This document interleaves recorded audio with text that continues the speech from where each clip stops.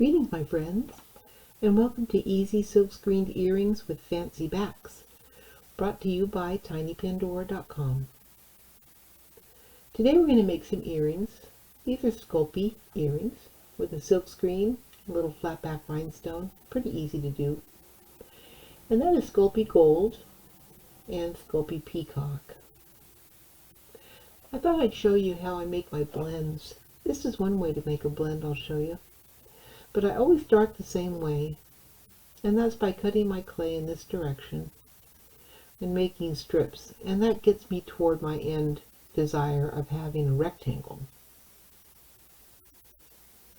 So once I put these through the pasta machine, I'll have little strips, and I can lay the strips side by side, and then they're almost a rectangle already. It just brings you to the blending phase a little bit faster that way.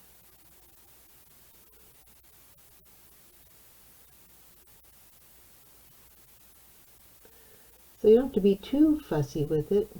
Just put it together like that and fold it up. And you pass it through a couple times and you should have a decent looking little sheet to work with. Doesn't have to be perfect. See how they are? They're just kind of sort of rectangles because we're going to trim them up, make them easier to see where we're at and what we're doing. We'll just make some straight lines. And we'll cut our triangles out more easily that way.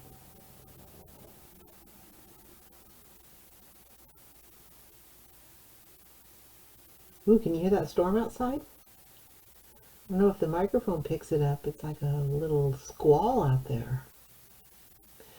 Alright, so I'm going to cut some triangles. They don't have to be any special way, because you'll see this is a very easy blend to make. Now fold it up, stick it together. All this doesn't have to be super scientific, just get it in the machine and start blending. See how half of that looks all funky? That's normal, and that goes away with a few more passes. You take your blend wherever you want it. You can blend it till it's super smooth. You can leave it striated like this. That's a big part of the fun, is saying, oh, this is just the way I want it. This is just, as much blend or as little blend as I want for my project. So I'm going to take my deli sheets. These are the like patty wax that kind of goes between hamburger patties. I use this size, and I also use bigger sizes, you'll see later. Parchment papers and deli papers are really good for the things that we do. You can get them at restaurant supplies. And you can get them online. Gordon's Food Service has them online. Amazon. I go along and take out all the irregularities I can see, and that'll make for such a better silk screen for you. You can still see that tiny bubble there. If you can feel bubbles with your fingers, that's a good way to get them out. Just run your hands over the silk screen, make sure that whatever needs to be pushed toward the edges has been done that way. Now, if your hands are very oily, you feel like you have a lot of plasticizer or lotion or something on them, you can burnish with your patty wax. So I'm going to trim this up because, see, I want to match it with the other side, and that's where the backs come in. I want to make a pretty back on these, and I'll show you how I do it sometimes with a nice silk screen like this.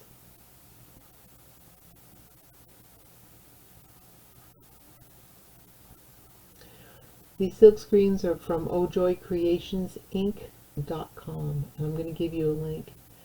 And they're just the perfect silk screens. They wash up beautifully. You can use them over and over again. I just use a gift card to draw my paint across there, and that's just some inexpensive black. Always keep your soapy water handy. That's why these silk screens are lasting. Their quality is great, and they're always clean. So you just always want to make sure your paint doesn't dry in your silk screen. You may not already know that, but just in case, I don't want you to be disappointed. Sorry about the hair thing. I don't know how that happens sometimes. Be sure you get to all your corners, because I've found that one corner I think I don't need on a silk screen piece, that's like the last little spot that I really need, or that my cutter fits on or whatever. So just take a minute, make yourself a nice, complete image, and that gives you more to work with.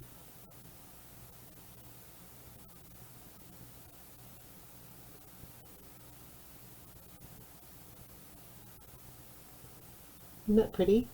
Now I like a lot of black, but something that you need to know is that a silkscreen like this from ojoycreationsinc.com comes in negative and positive. So if I wanted a lot of black on there, I'm going to use that one. But see this one? It's exactly like it, but it just has the thin lines. And you'll be so surprised at the difference of how it looks. So that's going to be the backs, and that's just a gold sheet with the other silkscreen. That's number 2 of that series.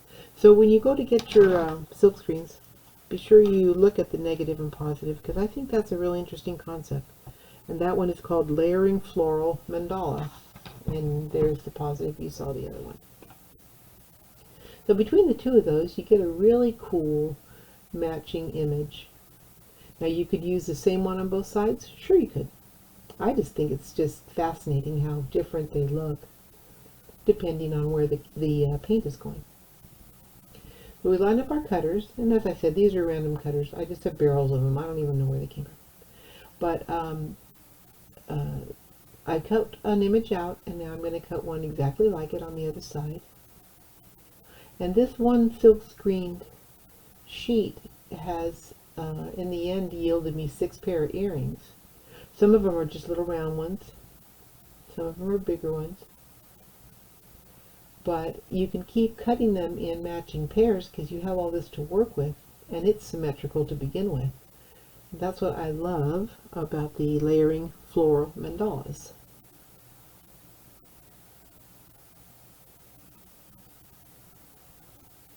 It's funny, I must have, 100 silk screens, and there's just a few that always are so pleasing, So you kind of see me probably repeat them with different techniques just because they're so pretty. Okay, so I'm cutting different shapes, and I'm making sure that what I save behind and don't cut out, I can use for the top part of the earrings, because I know that stud earrings are popular. So those little circles to the left there, you could even use the big ones to the right, can be the top of an earring, and then you can use an eye screw and dangle, one of the bigger pieces from it. So be sure you save all that nice silk screen stuff to make those out of.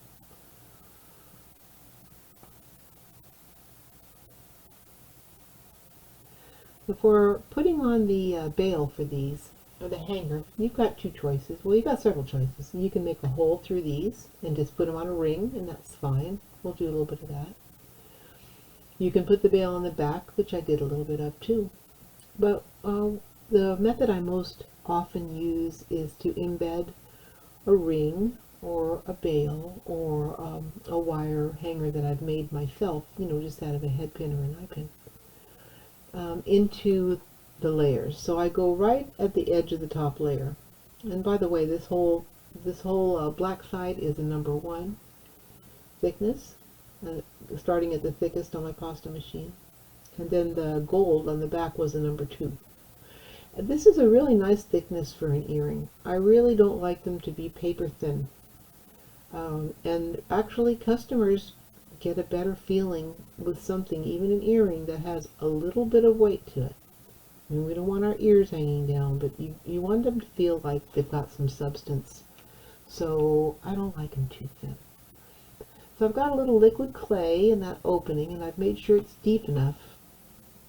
I'm just going to pinch it shut. And the reason I went ahead and scooped out just a little bit was so that I could close it without there being a bump on there.